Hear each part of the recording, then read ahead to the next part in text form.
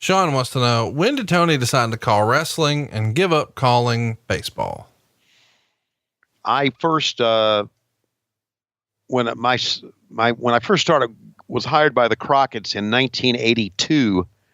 I knew who the Crockett's were, and I was a big Mid-Atlantic Championship Wrestling fan. I think that's well documented.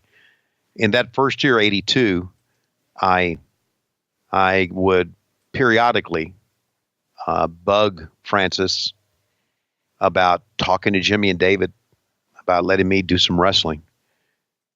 And I did that for a number of reasons. Number one, I loved wrestling. And number two, baseball wasn't paying shit. And I had a kid and a kid on the way. And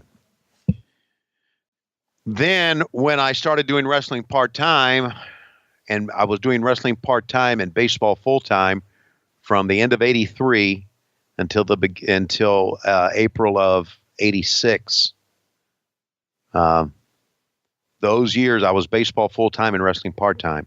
Part-time wrestling was paying me.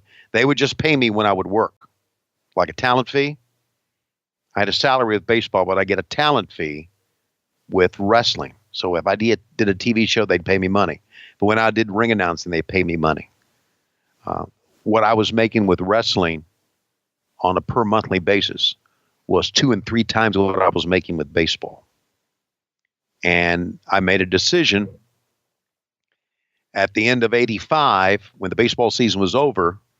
Jim Crockett told me if I wanted to come to work for him full time, I could come to work for him. And I made a decision at that time, because now I was on TBS. I've been on TBS that year.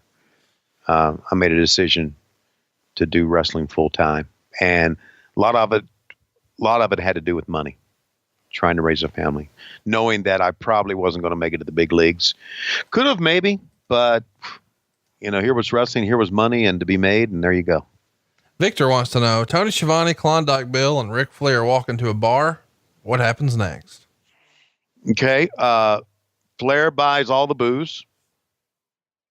Klondike Bill asks all the girls to smell their panties. And Tony Schiavone has great stories for podcasts till the end of time.